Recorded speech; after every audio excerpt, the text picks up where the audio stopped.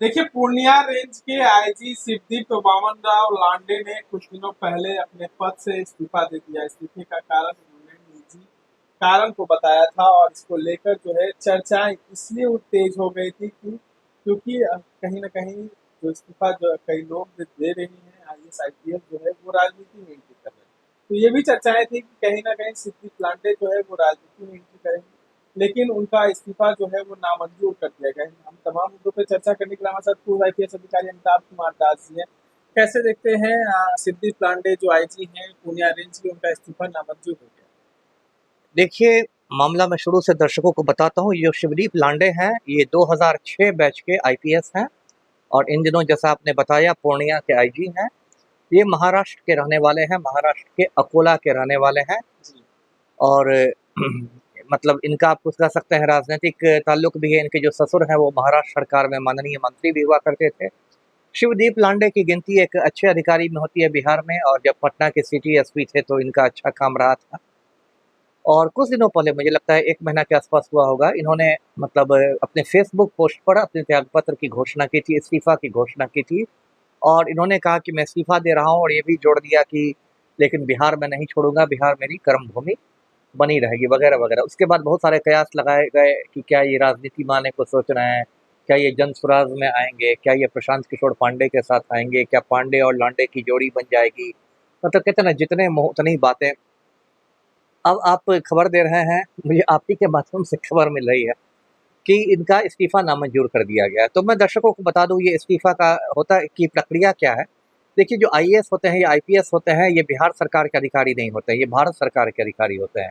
तो यदि कोई आईपीएस इस्तीफा देता है तो उसको मंजूर करना या नामंजूर करना वो बिहार सरकार के, मतलब ऐसे देखिए तो अधिकार क्षेत्र में नहीं है।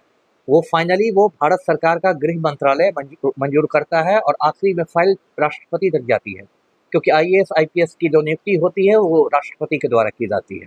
तो इसमें प्रक्रिया ये है कि यदि शिवदीप लांडे ने गृह विभाग पुलिस मुख्यालय में भेजा था त्यागपत्र, तो प्रक्रिया ये है कि पुलिस मुख्यालय उसके त्यागपत्र को गृह विभाग में भेजता, बिहार सरकार के गृह विभाग में अग्रसारित करता, फॉरवर्ड करता है। उसमें भी दो तरह से होता है, एक अग्रसारित होता है और एक अग्रसारित एवं अनुशंसित होता है। मतलब फॉरवर्ड करना और फॉरवर्डेड एंड रिकमेंडेड।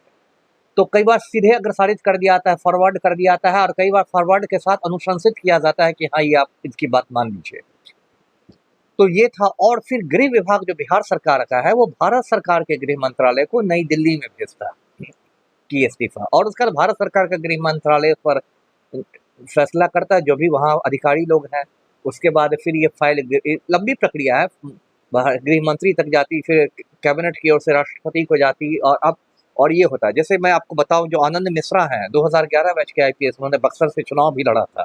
उनके मतलब इस तरह से पूरी प्रक्रिया होने में, उनका इस्तीफा मंजूर होने में मतलब कुछ महीने लग गए थे। तो ऐसा नहीं कि आज के आज आपने इस्तीफा दिया, कल के कल आपको चला दिया है। तो एक प्रक्रिया है।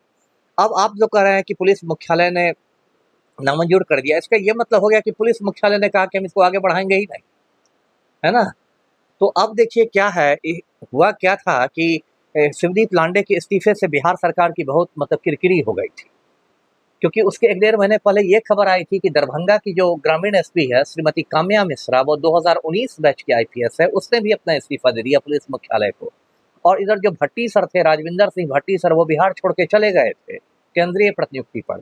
तो ये एक बात होने लगी थी, मैं भी लगातार कह रहा था चैनलों पर कि पलटू राम ने ऐसा बना दिया है बिहार को, ऐसे हालात पैदा कर दिए हैं मुख्यमंत्री ने कि कोई ईमानदार आईपीएस यहाँ रहना ही नहीं चाहता है। तो पूरे राष्ट्रीय स्तर पर फजीहत हो रही थी बिहार की, ये बिहार सरकार की।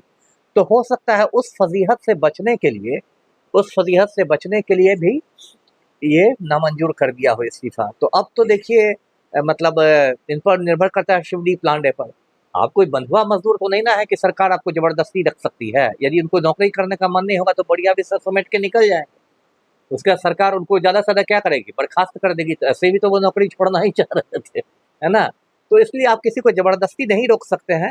लेकिन हाँ, अब देखना होगा कि अब इसमें शिवदीप लांडे का अगला कदम क्या होता है। क्या वो दोबारा देते हैं इस्तीफा या फिर वो मान जाते हैं, अब तो ये देखना पड़ेगा, वही जानते देखिए, हैं। सवाल ये उठता है कि सिद्दीप लांडे अलग अलग भेष में कई काम किए हैं उन्होंने। कई कई बार जो है महिलाओं के भेष में भी उन्होंने अपराधियों को पकड़ा है, और कई बार जो है ऐसे भेष बनाकर वो निकल जाते हैं अपने तमाम अधिकारियों को जांचने के लिए। तो कहीं ना कहीं ये भी बातें निकल कर सामने आ रही हैं कि इस बार भी वही चाल चला गया था। वो क्योंकि जिस तरीके से जब वो वापस हुए हैं तो और कई डीएसपी है, कई थाने के पुलिस जो दरोगा है, थाना प्रभारी, उसको सस्पेंड कर दिया। नहीं, वापस होना उनको नहीं कहा जाएगा, क्योंकि अभी तो उनका इस्तीफा मतलब स्वीकार किया ही नहीं गया था, तो वो तो सेवा में बने हुए हैं। ठीक है, उन्होंने इस्तीफा दे दिया, लेकिन फेसबुक पर पोस्ट कर देने से तो आप नौकरी से न हट जाते हैं। मतलब औपचारिक रूप से तो आप नौकरी से तब हटते जब आपका इस्तीफा मतलब राष्ट्रपति के द्वारा मंजूर कर दिया था और बाकायदा उसकी अधिसूचना निकल जाती केंद्रीय गृह मंत्रालय से, जैसा मामला आनंद मिश्रा के साथ हुआ। तो वो तो नहीं हुआ था, वो तो सर्विस में थे ही। अभी हमने देखा था कि कहीं कटिहार गए थे और उन्होंने लोगों से बातचीत की थी, दियारा सब में घूमे थे, तो वो तो अपनी ड्यूटी कर ही रहे हैं। तो अब देखना क्या है कि अब क्या होता है, अभी बहुत सारा देखिए शाह मात का खेल चलेगा। अभी सहमत का खेल चलेगा और देखना ये है कि क्या बिहार में आईपीएस और आईएएस अधिकारी खुलकर काम कर सकते हैं। अपडेट्स के लिए बने रहे हमारे साथ।